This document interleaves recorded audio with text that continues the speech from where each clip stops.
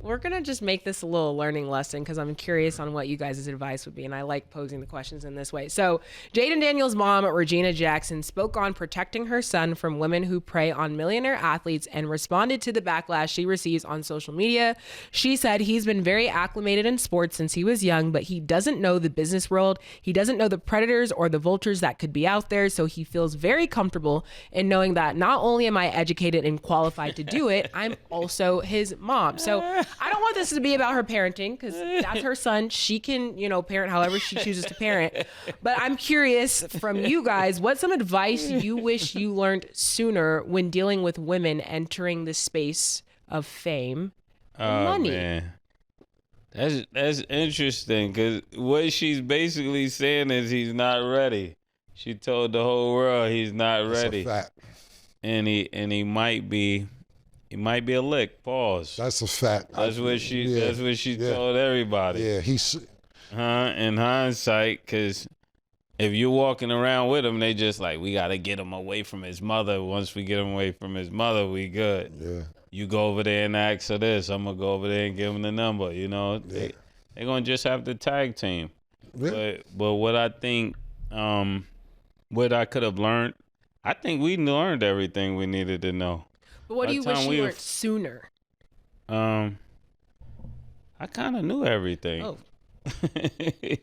What about you, Killer? I think we by the time we was 10, we saw so much. It was by the time you get 14, I was 28. Yeah. By the time I got 21, I was 50 years old. Yeah.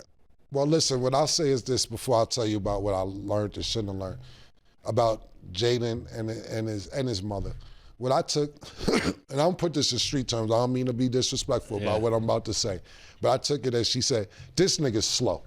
This nigga's they gonna get this nigga. So I got to stay by this nigga's side. Yeah. This nigga right here, I remember. She doing her part though. Yeah, I dig it.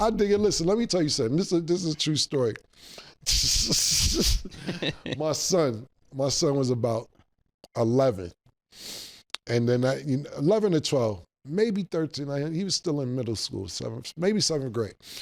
So he comes back from the store and this nigga got a shopping cart full of Valentine's Day candy, about 15 heart candies, the heart joints. I said, what are you doing? You got a little shorty in school and all that? He said, not one, I was going to give them to all the girls and, pass them out to all of them. I was like, all right. I ain't against that.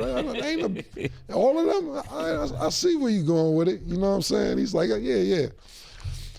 So, me and his mother wasn't together at the time. He comes see me on the weekends. He went home that weekend, that Sunday, to go to school Monday. His mother called me and said, you know what the fuck your son trying to do? The fuck is he talking about? He going to give all the girls fucking hearts in school and all this shit. You knew about this? I was like, I heard about him. I don't really know exactly what he said. Yeah, this nigga bugging the fuck out talking about he giving everybody hearts. I said, is it really wrong? Is it really wrong, little Romeo, son? He's like, he ain't doing it, Cam. And if you supported this, I'm telling you now, he's not doing it. I'm not letting him take one candy to school for none of the girls. And I was like, all right, it didn't work that way. But I'm just giving you a protective mother's point of view, even though this is a nigga with just heart candy. This ain't a nigga with 28 millions of dollars. Yeah. You know what I'm saying? And we're talking about 11-year-old as opposed to a 24-year-old also. But that's what I get from it. I get that same vibe. Like, if it was up to this nigga, he be broke right now. Yeah.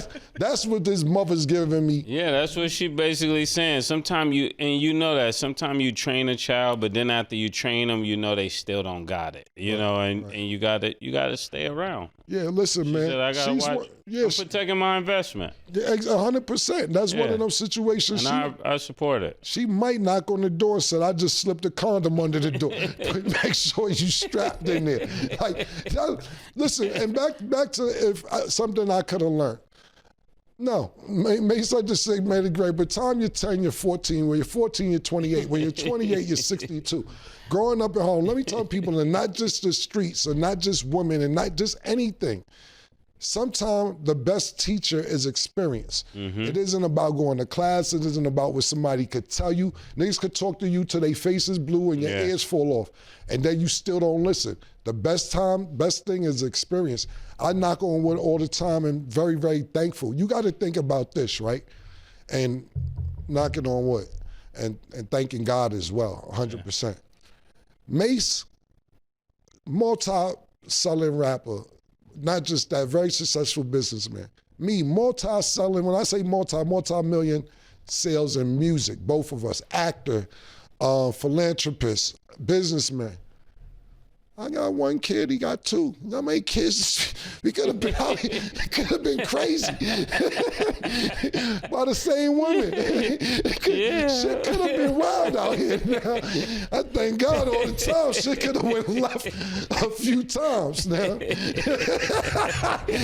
Don't pop up tomorrow, ladies, neither. Yeah, that's the truth. Yeah, but shit could have went. Because we knew what to look out for. That's the reason we knew I brought about it up. all of that.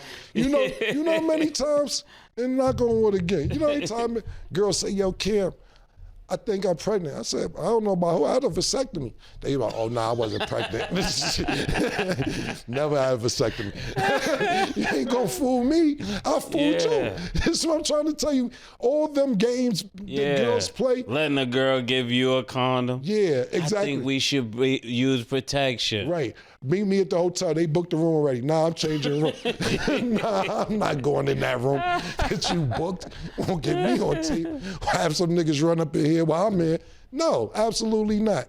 So thank God, 100%. To me, what Mase was trying to say, and I can't speak for him, but from what I got from what he's saying and what I'm saying, the best experience is teachers because, listen, man, we ain't never had a problem with no bitches. Before the music, the bitches never been a problem. You know what I'm saying? That was the last thing was a problem. They became problems when we started getting some money. Like, yo, get away from a nigga, man. I nutted, I gotta get back to this money, man.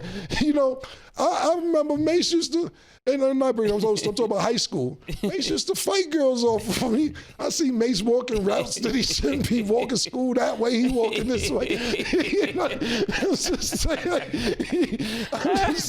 where you going? I'm seeing third period, nigga. Listen, I'm just saying it never really been a problem. So thank God, and that's like I said, a lot of shit could have went left, but thank God that before any success or money that he had a couple joints, you know what I'm saying?